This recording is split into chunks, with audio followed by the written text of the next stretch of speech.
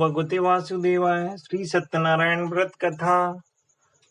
एक समय प्राणियों के हित चाहने वाले समस्त मुनियों ने परम रमणीय नैमिषारण्य क्षेत्र में मन को प्रसन्न करने वाली सभा की। उस समय अति तेजस्वी व्यास जी के शिष्य सूत जी शिष्य गणों के सहित हरि नाम स्मरण करते हुए वहां आए। समस्त शास्त्रों को जानने वाले श्री सूत जी को आते देख महातेजस्वी सौनकादि मुनिगण खड़े हो गए। सब धर्मों को जानने वालों में श्रेष्ठ सूत जी तथा परम वैष्णव सौनकादि ऋषि परस्पर शीघ्रता से पृथ्वी पर दंडवत नमस्कार करके सौनकादि मुनियों के दिए आसन पर संपूर्ण शिष्यों सहित अति बुद्धिमान सूत जी बैठे हुए सूत जी से सौनकादि मुनियों ने नमस्कार कर हाथ जोड़कर कहा, हे महर्षि, हे सर्वज्ञ सूत जी, इस कलिकाल में मनुष्यों को हरि भक्ति किस उपाय से हो? हे भगवान, वह कहिए, क्योंकि कलिकाल में सब प्राणी पाप करने में तत्पर और वेद विहीन हो जाएंगे। उनका कल्याण किस प्रकार हो? इस कलिकाल में संपूर्ण मनुष्य प्राणों को धारण किए थोड़ी आयु वाले, निर्धन और अनेक पीड़ा से युक्त होंगे। प्रायः पुण्य अति परिश्रम से होता है। इससे कलि युग में कोई मनुष्य पुण्य न करेगा और सब पुण्य के नष्ट होने से सब पापों में प्रवृत्त हो जाएंगे। तब तुच्छ ज्ञान वाले मनुष्य अपने सब वंश सहित नष्ट हो जाएंगे। हे सूत जी, किस तरह अल्प परिश्रम से थोड़े धन और कुछ ही समय में पुण्य प्राप्त हो, ऐसा कोई उपाय हम लोगों से वर्णन कीजिए, जिसके उपदेश से मनुष्य पुण्य प्राप्त करता है, वह उसका भागी होता है। पुण्य का उपदेश करने वाला, दयावान, कपट रहित, निष्पाप और निर्विरोधी, यह चार तरह के मनुष्य नारायण के समान हैं। संसार में ज्ञानी होकर जो दूसरों को ज्ञान नहीं देता, उस पर ज्ञान रूपी परमेश्वर प्रसन्न नहीं होते। जो पुरुष रत्न रूपी ज्ञान से दूसरों को संतोष देता है, उन्हें मनुष्य रूप धारण किए नारायण ही जाने। हे महामते, ऐसा कौन व्रत है जिसके करने से मनोवांछित फल प्राप्त हो? वह हम लोगों को सुनने की इच्छा है। हे मुनि श्रेष्ठ, आप वेदांत के ज्ञाता हैं। आप जैसा दूसरा कोई वक्ता नहीं दिखता, क्योंकि श्री वेद व्यास जी के आप शिष्य हैं। सूत जी बोले, हे मुनि श्रेष्ठ, तुम धन्य हो, तुम ही वैष्णवों में अग्रगण्य हो, कारण कि यह प्राणियों का तुम सदैव हित चाहते हो। हे सौनक, सुनो, मैं आपसे उस उत्तम व्रत को कहूंगा जिस व्रत को नारद जी ने लक्ष्मीपति भगवान से पूछा था, और जिस प्रकार भगवान ने नारद जी से कहा। हे ऋषिगण, उसे सावधान होकर सुनो। इति प्रथमो अध्याय समाप्त। बोलो विष्णु भगवान की जय। ओम नमो भगवते वासुदेवाय। बोलो सत्यनारायण भगवान की जय। अथ द्वितीय अध्याय। एक समय नारद जी समस्त प्राणियों के हित की इच्छा से अनेक लोकों में घूमते हुए मृत्यु लोक में आए। यहाँ उन्होंने देखा कि सब प्राणी अनेक पीड़ा से युक्त और अनेक योनियों में उत्पन्न होकर पाप कर्म से दुख पा रहे हैं। यह देखकर विचार किया कि इन लोगों का दुख किस प्रकार दूर हो। ऐसा मन में विचार कर विष्णु लोक में चले गए।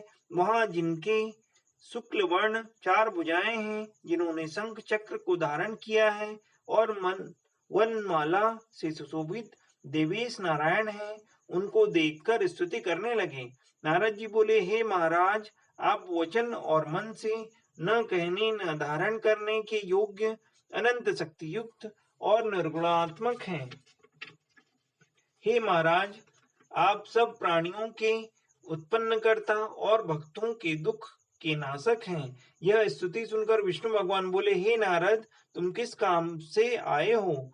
तुम्हारे मन में क्या है? हमसे जो पूछोगे वह हम कहेंगे। नारद जी बोले, हे नाथ, मृत्यु लोक के सब प्राणी अनेक योनियों में उत्पन्न होकर निज पाप कर्म से क्लेशित हो रहे हैं। हे महाराज, जिस छोटे उपाय से उनका क्लेश दूर हो, वह उपाय मैं सुनना चाहता हूँ। भगवान बोले, समस्त जनों पर कृपा कर तुमने बहुत अच्छा प्रश्न पूछा है, जिसके करने से मनुष्य मुंह से छूट जाए। मैं ऐसा उपाय कहता हूँ, सुनो। हे नारद, जो व्रत तीनों लोकों में अति दुर्लभ है, वह आज आपके कहने से प्रकाशित कर रहा हूँ। वह सत्यनारायण का व्रत है, जिसको विधि पूर्वक करने से इस लोक में सुख और परलोक में मोक्ष मिलता है। यह सुनकर नारद जी बोले, इस व्रत का क्या फल है और पूर्व में किसने किया था? किस समय यह व्रत करना चाहिए? आप विस्तार पूर्वक कहिए। श्री भगवान ने कहा कि इसके करने से दुख शोकादि का नाश, धन धान की वृद्धि और संतति की प्राप्ति तथा सर्वत्र विजय प्राप्ति होती है। इस व्रत में मनुष्य भक्ति श्रद्धा युक्त किसी भी दिन सायंकाल में सत्यनारायण की पूजा करे और भाई बंधु तथा ब्राह्मणों के साथ धर्म युक्त सभा शेर उत्तम नैवेद्य का भोग लगावे, केले का फल, घी, दूध और गेहूं का चूर्ण लावे। गेहूं का चूर्ण न हो तो चावल का चूर्ण, खांड अथवा गुड़ मिलावे। सवा पाव अथवा सवा सेर के हिसाब से मिलाकर भक्ति से सत्यनारायण भगवान को नैवेद्य लगावे। बांधवों के साथ कथा सुनकर ब्राह्मणों को दक्षिणा दे। श्री सत्यनारायण के प्रसाद को अपने भाई बंधुओं के साथ खाकर रात्रि में नित्य गीतादि करे। तदनंतर सब श्रोतागण श्री सत्यनारायण भगवान का स्मरण करते हुए अपने अपने घर जावे। इस प्रकार व्रत करने में से मनोवांछित फल मिलता है। विशेषकर इस कली काल में पृथ्वी पर इससे बढ़कर दूसरा कोई उपाय नहीं है। हे नारद, जिन्होंने इस व्रत को पहले किया है वह कथा सुनो। काशीपुरी में निर्धन सतानंद नामक एक ब्राह्मण क्षुधा पिपासा से दुखित नित्य पृथ्वी पर भिक्षा मांगने हेतु घूमता था। ब्राह्मण प्रेमी भगवान नारायण ने दुखित ब्राह्मण को देखकर बूढ़े ब्राह्मण का रूप धारण कर अति आदर से पूछा, हे विप्र, किस कारण पृथ्वी पर आप नित्य घूमा करते हैं? यह हमारी सुनने की इच्छा है। यदि आपकी इच्छा हो तो कहिए। ब्राह्मण बोला, मैं अत्यंत दरिद्र हूँ, भिक्षा के लिए पृथ्वी पर भ्रमण करता हूँ। यदि आप कुछ जानते हो तो कृपा कर पूर्ण रूप से कहिए। वृद्ध ब्राह्मण बोले, हे द्विज श्रेष्ठ, मनोरथ को सिद्ध करने वाला उत्तमोत्तम श्री सत्यनारायण का व्रत करो, जिसके करने से मनुष्य सब दुखों से दूर छूट जाते हैं। वृद्ध ब्राह्मण रूपी श्री सत्यनारायण देव ने व्रत का विधान ब्राह्मण को बताकर आप अंतर्ध्याय। तदनंतर ब्राह्मण में निश्चय किया कि मैं कल ही श्री सत्यनारायण का व्रत करूंगा। इसी चिंता में ब्राह्मण को रात भर नींद न आई। सुबह उठकर उसने यह निश्चय किया कि मैं आज श्री सत्यनारायण का व्रत अवश्य करूंगा। यह संकल्प कर भिक्षा मांगने को गया तो उस दिन उसको सब दिनों से अधिक मिला। उस द्रव्य से उसने अपने भाइयों के साथ श्री सत्यनारायण का व्रत किया। उसके प्रभाव से सब दुखों से छूटकर सर्व संपत्ति से युक्त हो गया। व्रत के प्रभाव से सतानंद नगर भर में श्रेष्ठ माना जाने लगा और तभी से वह ब्राह्मण हर महीने व्रत करने लगा। भगवान ने कहा, सतानंद द्वारा किया हुआ श्री सत्यनारायण का यह पूजन है। इसको जानकर जो मनुष्य व्रत करता है वह सब पापों से छूटकर मोक्ष को पा जाता है। इस प्रकार पृथ्वी में इस व्रत को जो मनुष्य करेंगे उनका दुख अवश्य नष्ट हो जाएगा। बोलो सत्यनारायण भगवान की जय। इति द्वितीय अध्याय समाप्त। ओम नमो भगवते वासुदेवाय। बोलो सत्यनारायण भगवान की जय। अथ तृतीय अध्याय। सूत जी बोले, हे सोनक, विष्णु भगवान ने जिस तरह कहा था वह तुमसे मैंने कहा, और दूसरी बात जो हो वह पूछो। सौनक जी बोले, हे सूत जी, उस ब्राह्मण के बाद इस व्रत को किसने किया, वह सुनने की इच्छा है। सूत जी बोले, हे मुनियों, जिसने व्रत को किया वह सुनिए। एक समय वह द्विज निज धर्मानुसार निज बांधवों के साथ व्रत करने को उद्यत हुआ। उसी समय एक लकड़हारा वहां आया। भूख प्यास से पीड़ित काष्ठ के भार को बाहर रखा। ब्राह्मण के घर में जाकर उसने व्रत करते हुए ब्राह्मण को देखा। लकड़हारा नम्रता से हाथ जोड़कर प्रणाम कर बोला, आप यह क्या कर रहे हैं? इसके करने से क्या फल होता है, वह विस्तार पूर्वक कहिए। ब्राह्मण बोला, मनोरथों को देने वाला, दुख और शोक नाश करने वाला तथा सिद्धि को देने वाला यह श्री सत्यनारायण का व्रत है, जिसके प्रसाद से यह धन धान्यादि प्राप्त हुआ है। यह सुनकर लकड़हारा प्रसन्न हो प्रसाद को खाकर और जल पीकर वह भगवान श्री सत्यनारायण का ध्यान करता हुआ अपने नगर को चला गया। आज लकड़ी बेचने से जो द्रव्य प्राप्त होगा उसी से मैं सत्य देव के उत्तम व्रत को अवश्य करूंगा। ऐसा मन में विचार कर उसने लकड़ी को सिर पर रखा। जहां धनी लोग रहते थे उस नगर में गया। उस दिन लकड़हारे को दुना द्रव्य प्राप्त हुआ।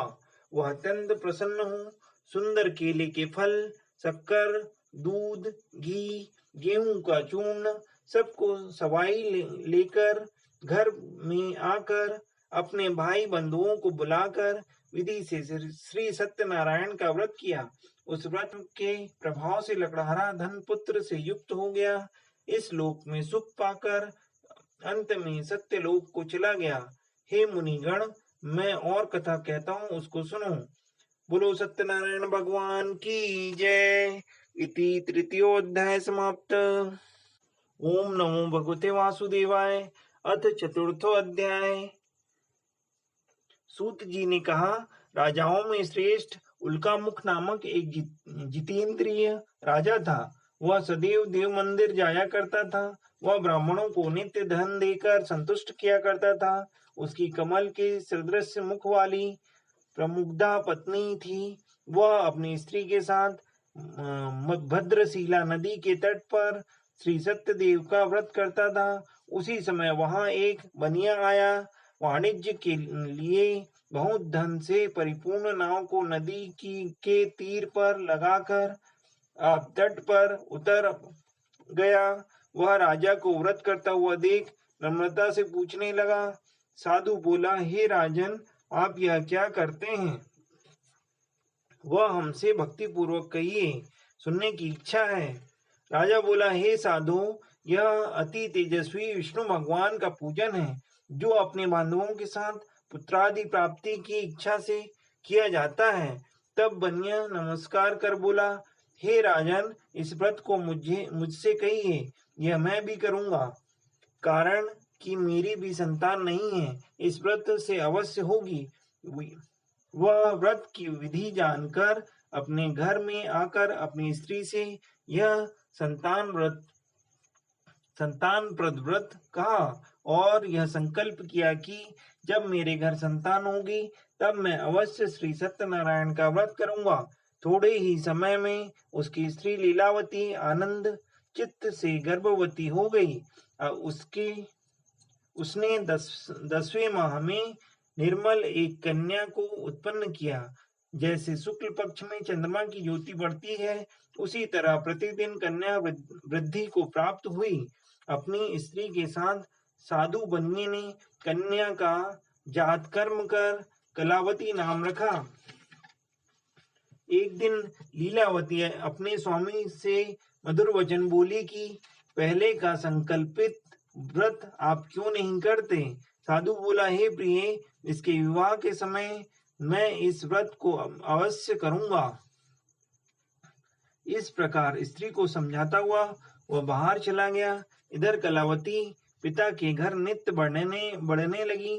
एक दिन धर्मज्ञ साधु बनिए ने सखियों के साथ खेलती हुई लड़की को विवाह के योग्य देख दूत को बुलाकर कहा, विवाह के निमित्त कन्या के लिए योग्य वर खोज कर ले आओ।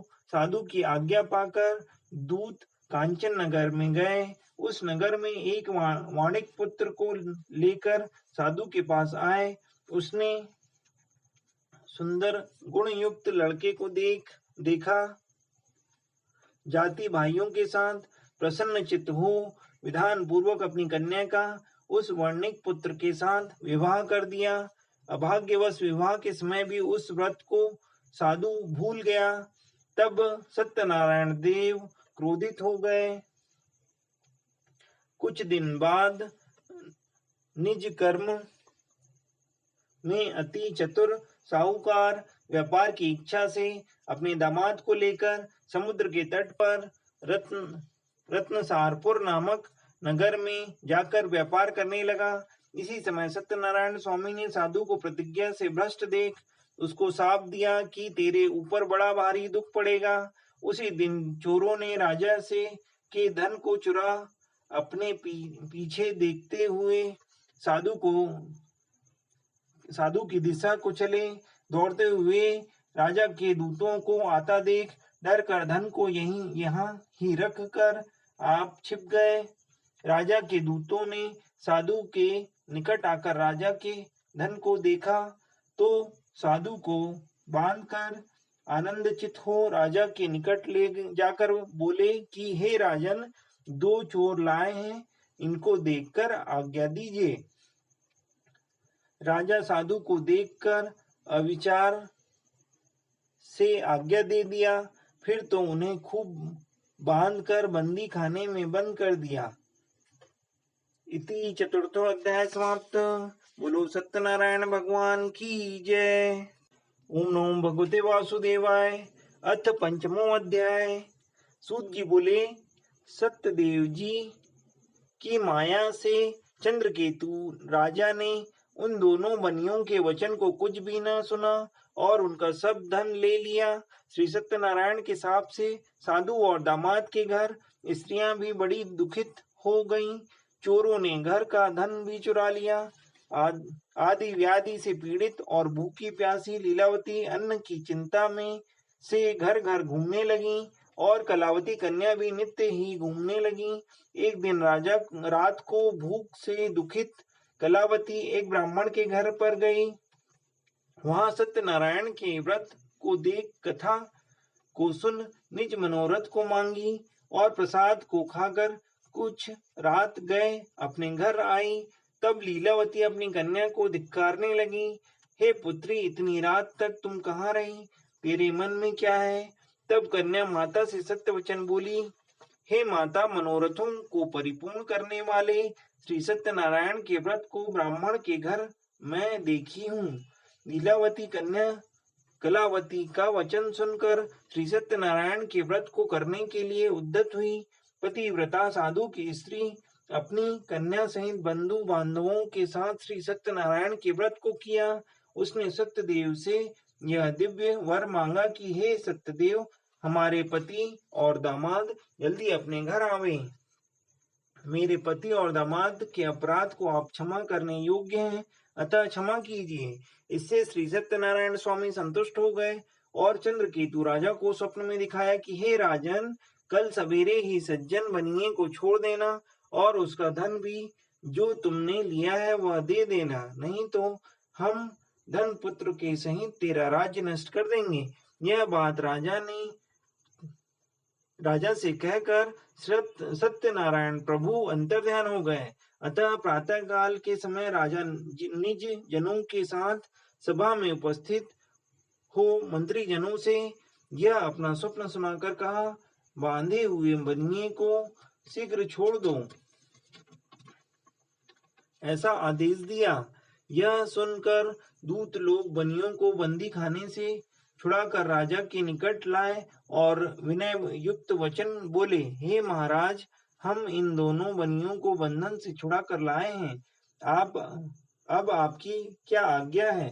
उन दोनों ने महाराज चंद्रकेतु को नमस्कार कर पूर्व वृत्तांत का स्मरण करते हुए राजा चंद्रकेतु के साधु तथा दामाद ने कुछ नहीं कहा। वणिक पुत्रों को देख कर राजा आदर से बोला, अभाग्यवश तुमको बड़ा दुख मिला, अब आप लोग भय न करना। इस प्रकार राजा ने कर उन दोनों के हाथ पैर की कतकड़ी बेड़ी कटवा कर क्षौर कर्म कराया। फिर वस्त्र और आभूषण आदि देकर बनिए को अत्यंत संतुष्ट किया। पहले जितना धन लिया था उसका दूना धन देकर कहा, अब आप अपने घर को जाएं। दोनों बनियों ने राजा को नमस्कार कर कहा कि आपकी कृपा से घर जाते हैं। बोलो सत्यनारायण भगवान की जय। इति पंचमो अध्याय समाप्त। बोलो सत्यनारायण भगवान की जय। अथ षष्ठो अध्याय। सूत जी बोले, साधु भगवान को मंगलाचार पूर्वक पूजा कर ब्राह्मणों को धन देकर निज नगर जाने पर श्री सत्यनारायण देव ने वैश्य के मन की बात जानने के लिए पूछा कि तुम्हारी नाव में क्या है। मदोन्मत्त महाजन बनिया हंसकर बोला, दंडिन, यह क्यों पूछते हो? क्या धन लेने की इच्छा है? मेरी नाव में लता पत्र आदि हैं। तब दंडिन ऐसे वचनों को सुनकर बोले कि तेरा वचन सत्य हो। ऐसा कहकर आप समुद्र के पास बैठ गए।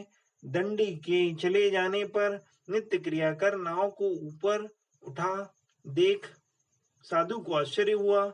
जो ही उसने नाव में लतादि देखा, त्यों ही मूर्छा को प्राप्त हो भूमि पर गिर गया और सचेत होने पर अति चिंता करने लगा। साधु से दामाद बोला कि व्यर्थ शोक क्यों करते हो? उन्हीं दंडिन महाराज से ने साप दिया है, वे सब कुछ कर सकते हैं, इसमें संशय नहीं। इसलिए उन्हीं की शरण में चलें, क्योंकि मनोरथ उन्हीं से सिद्ध होगा। साधु दामाद के वचन सुनकर दंडी के पास गया और दंडी को प्रणाम कर भक्ति से देखकर वह आदर युक्त वचन बोला, जो मैंने आपसे कहा था वह अपराध को क्षमा कीजिए। यह कहकर बारंबार नमस्कार कर शोकाकुल हो गया। तब दंडी उसको रोते हुए देख कर बोले, रो मत, मेरे वचन को सुन। तू मेरी पूजा को सदा मुंह फेरे रहता है और मेरी इच्छा है, हे दुर्बुद्धे, तुझे बारंबार दुख मिला। भगवान का यह वचन सुनकर साधु स्तुति करने लगा। साधु बोला कि स्वामिन, आपकी माया से मोहित ब्रह्मादि देवता भी आपके बड़े अद्भुत गुण और रूप को नहीं जानते। तब आपकी माया से मोहित मैं मूढ़ आपको कैसे जान सकता हूँ? अतः हमारे ऊपर प्रसन्न हो जाइए। मैं यथा विभव विस्तार से आपका पूजन करूंगा। मैं आपके शरणागत हूँ। मुझे पहले वाला सब धन दीजिए। उसके भक्ति युक्त वचन सुनकर भगवान संतुष्ट हो गए और मनोवांछित वर देकर वहां से अंतर्ध्यान हो गए। साधु नाव को धन से परिपूर्ण देख उस पर चढ़ गया। सत्यदेव की कृपा से मनोरथ पूर्ण हुआ। यह बात अपने स्वजनों से कहा। यथाविधि पूजन कर सत्यदेव की कृपा से बड़ा हर्षित हुआ।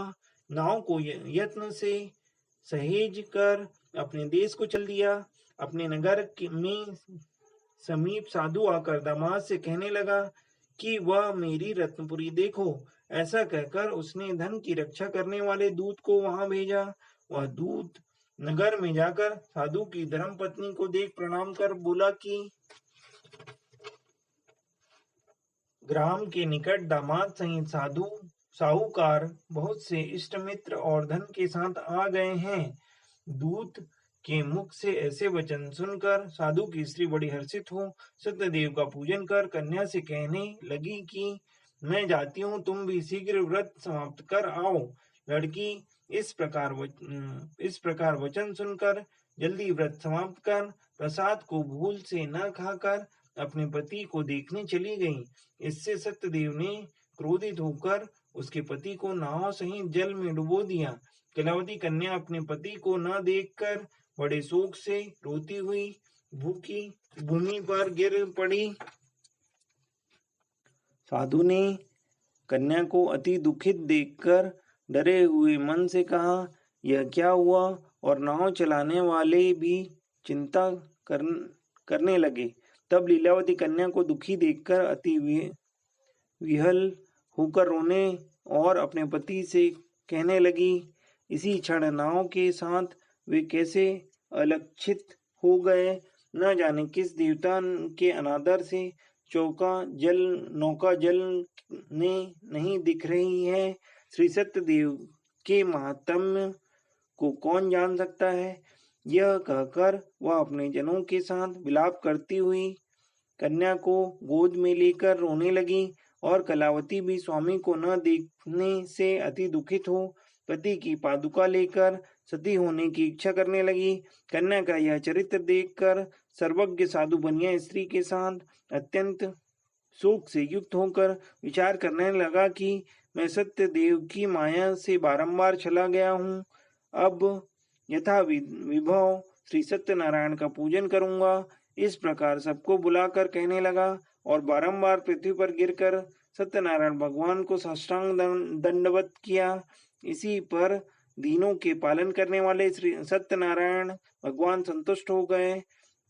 भक्त वत्सल सत्यदेव जी की कृपा से आकाशवाणी हुई कि तुम्हारी कन्या प्रसाद को त्याग कर पति को देखने चली आई। इसी कारण इसका पति अदृश्य हो गया है।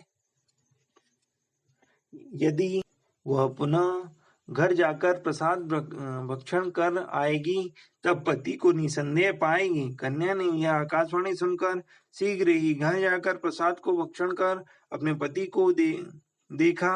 तब कलावती संतुष्ट होकर अपने पिता से कहने लगी कि अब शीघ्र ही घर चलिए, विलंब न करिए।